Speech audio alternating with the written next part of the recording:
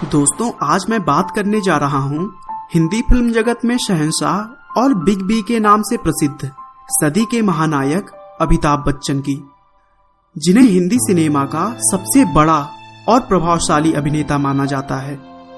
दोस्तों, अमिताभ बच्चन को उनके जबरदस्त एक्टिंग के लिए 4 बार नेशनल फिल्म अवार्ड दिया जा चुका है। इसके अलावा भारत सरकार ने उन्हें पद्मश्री और पद्म विभूषण से भी सम्मानित किया है।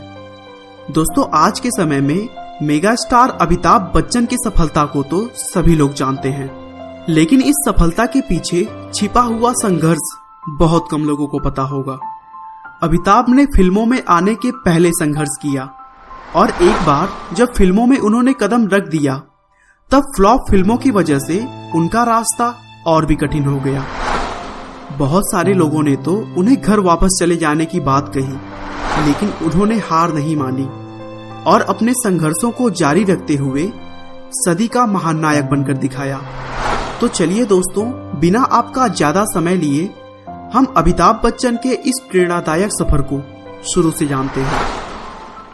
अमिताभ बच्चन का जन्म 11 अक्टूबर 1942 को उत्तर प्रदेश के इलाहाबाद में हुआ था।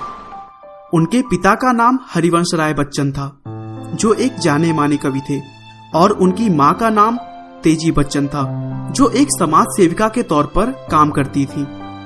दोस्तों, अमिताभ बच्चन के माता पिता ने शुरुआत में उनका नाम इनकलाब रखा था, क्योंकि स्वतंत्रता संग्राम के उस दौर में इनकलाब जिंदाबाद का नारा खूब जोरों पर था। लेकिन आगे चलकर हरिवंश राय बच्चन के करीबी दोस्त सुमित्रा नंदन पंत के कहने पर उन्होंने अपने बेटे का नाम अमिताभ कर दिया, जिसका मतलब होता है एक ऐसा प्रकाश जिसका कभी अंत ना हो। अमिताभ बच्चन की प्रारंभिक शिक्षा इलाहाबाद के सेंट मैरी स्कूल में हुई। उसके बाद उन्होंने आगे की पढ़ाई के लिए नैनीताल के एक बहुत ही फेमस कॉलेज शेरवुड में एडमिशन ले लिया, जहां वे पढ़ाई के साथ साथ नाटकों में भी पार्टिसिपेट करते थे। नैनीताल से पढ़ाई खत्म करने के बाद वे दिल्ली के करोड़ीमल कॉलेज आए, जहां से उन्होंने अपनी ग्रेजुएशन पूरी की। ग्रेजुएशन पूरी करने के बाद उन्होंने दिल्ली में बहुत सी जगहों पर नौकरी की खोज की, लेकिन उन्हें कहीं सफलता नहीं मिली। और तभी अपने एक दोस्त के कहने पर उन्होंने ऑल इंडिया रेडियो में वॉइस नरेशन के जॉब के लिए अप्लाई किया, जहां उनके आवाज को मोटा और भद्दा बताकर उन्हें रिजेक्ट कर दिया गया। दिल्ली में हर तरफ निराशा हाथ लगने की वजह से वे अपने दोस्तों के साथ कलकत्ता चले गए, जहां पर उन्होंने अपने जीवन के करीब 5 साल बिताए और कुछ प्राइवेट कंपनियों में बहुत ही कम सैलरी पर काम किया। दोस्तों, अभी तक अमिताभ भले ही अपनी लाइफ को चलाने के लिए अलग अलग प्राइवेट जॉब किए जा रहे थे, लेकिन कहीं ना कहीं उनके दिमाग में यह बात थी कि वह शायद एक्टिंग के लिए ही बने हैं। इसीलिए 1968 में वे अपने आप को फिल्मों में आजमाने के लिए बंबई आ गए।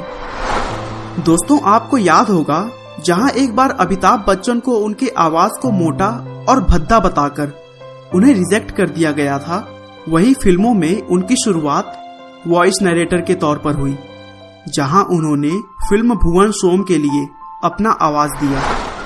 आगे चलकर राजीव गांधी से दोस्ती होने की वजह से उन्हें फिल्मों में आने के लिए ज्यादा दिक्कतों का सामना नहीं करना पड़ा और 1969 में उन्हें ए अब्बास की फिल्म 7 हिंदुस्तानी में मौका मिल गया।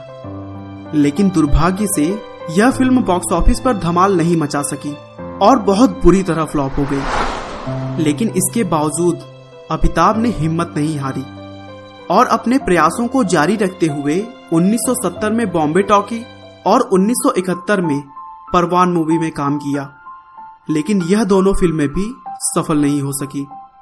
तभी 1971 में उन्हें सुपरस्टार राजेश खन्ना के साथ आनंद मूवी में काम करने का मौका मिला और तब जाकर अमिताभ ने अपनी दमदार एक्टिंग को साबित किया।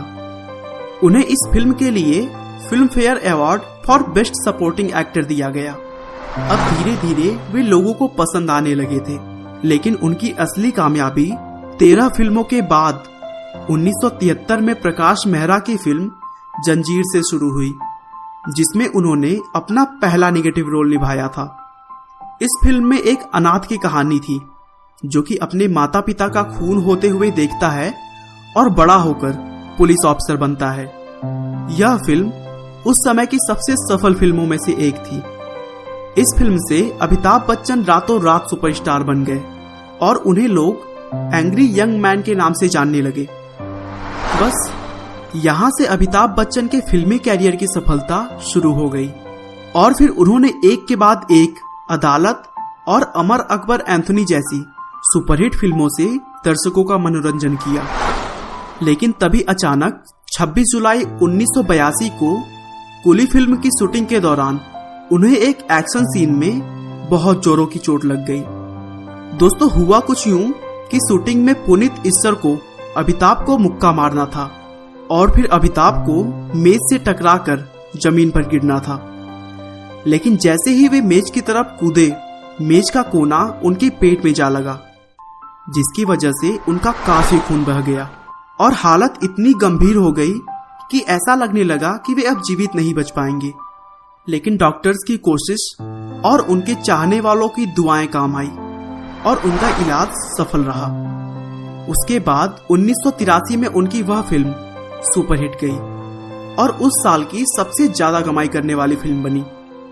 कुली में लगी चोट के बाद उन्हें लगा कि वे अब फिल्में नहीं कर पाएंगे, इसीलिए उन्होंने अपने पैर राजनीति में बढ़ा दिए।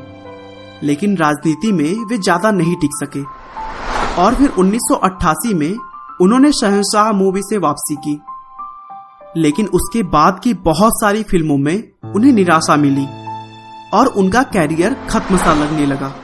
लेकिन 2000 में आई मोहब्बतें मूवी उनके डूबते कैरियर को बचाने में काफी मददगार साबित हुई और फिल्म में उनकी एक्टिंग को काफी सराहा गया। बाद में चलकर उन्होंने टीवी की दुनिया में भी बुलंदियों के झंडे गाड़े और उनके द्वारा होस्ट किया गया KBC यानी कौन बनेगा करोड़पति शो TRP के सारे रिकॉर्ड्स तोड़ डाले। दोस्तों, अमिताभ बच्चन अपनी सबसे बड़ी उपलब्धि हरिवंश राय बच्चन का पुत्र होना मानते हैं। उनका कहना है कि पिताजी ने मेरे हर फैसले में मेरा साथ दिया था। सब मिला जुलाकर अमिताभ बच्चन जी हम सभी के लिए एक आदर्श हैं, जो कई दशकों से लोगों के दिलों पर राज करते आए हैं और करते रहेंगे। हार मानो नहीं तो कोशिश बेकार नहीं होती, कोशिश करने वालों की कभी हार नहीं होती। आपका बहुमूल्य समय देने के लिए बहुत बहुत धन्यवाद। इस वीडियो को लाइक करके आप हमारा मनोबल बढ़ा सकते हैं। दोस्तों, अगर आप हमारे वीडियो को मिस नहीं करना चाहते तो कृपया चैनल को सब्सक्राइब कर लें। आपको यह कहानी कैसी लगी हमें कमेंट करके जरूर बताएं। धन्यवाद।